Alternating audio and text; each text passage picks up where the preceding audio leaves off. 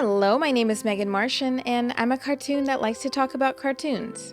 Today we're going over all the movies that I watched in March.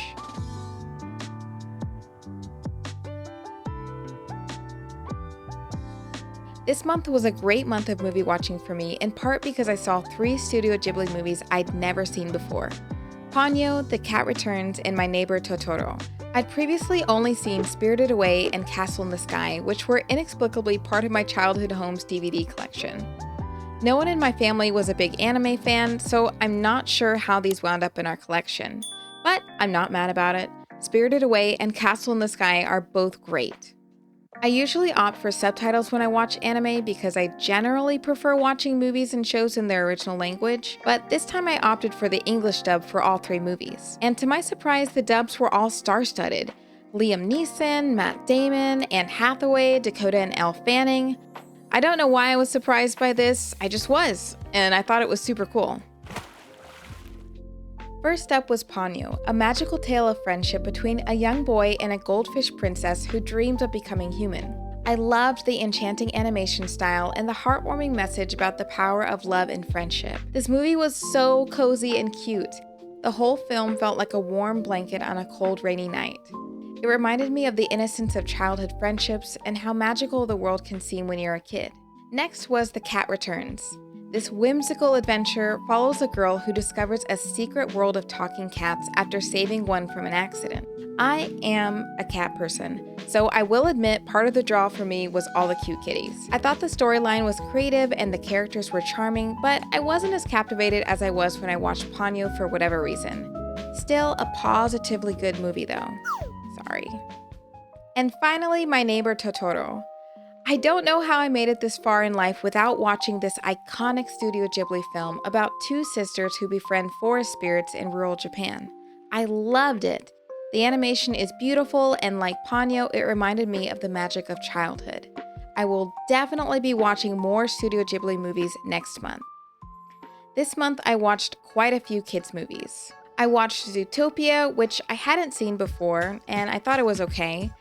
It's about a determined bunny cop and a cynical fox who team up to solve a mystery in a city where predator and prey live together. I see what the movie is trying to do with social commentary on prejudice and stereotyping in a way that's accessible for all ages, and normally I appreciate that sort of thing, but for some reason it just fell flat with me in Zootopia.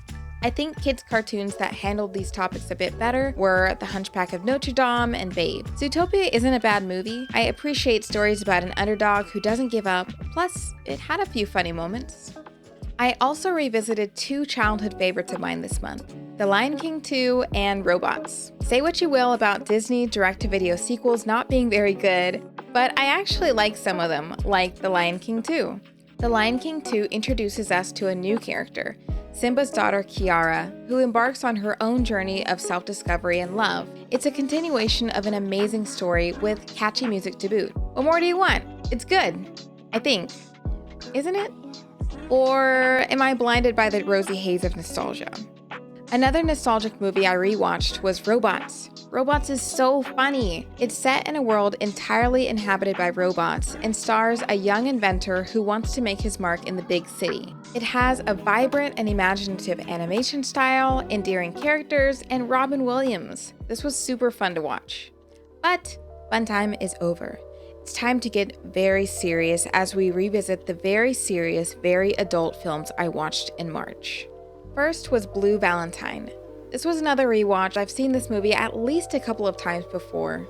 I like it because it feels real, like I'm getting a peek into 2 ordinary people's love story. I also appreciate the unique way the story is told through non-linear storytelling, juxtaposing a couple's hopeful beginnings with the painful unraveling of their marriage. Ryan Gosling and Michelle Williams are both amazing in this. As much as I like revisiting favorite movies of mine, Blue Valentine is one I can only watch once in a blue moon. It's emotionally crushing as much as it is beautiful. Next was The Assistant. The Assistant is about a young professional named Jane who works as a junior assistant to a powerful entertainment mogul. I'm not sure what I was expecting with this movie, but this felt a whole lot like watching a day in the life of a young assistant in which nothing really happens. I normally like quiet, thoughtful movies, but The Assistant left me feeling a bit bored, as much of the film is spent watching the protagonist do administrative work like ordering lunch, getting coffee, answering the phone, and making copies. The Assistant has really good reviews on Rotten Tomato though, so maybe this is just a me thing. And last but certainly not least is Dream Scenario. Have you been dreaming about me? I will admit from the get-go that I am a huge fan of A24 movies. I'm a simple girl. I see the A24 logo, I watch. Dream Scenario is a surreal, funny, weird, and at times nightmarish story about an ordinary man who suddenly starts appearing in the dreams of millions of strangers. It is arguably Nicolas Cage's best performance.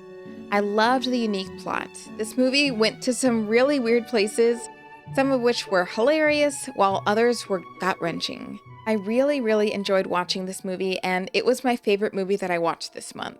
Overall, this was a great month of movie watching for me. But enough about me.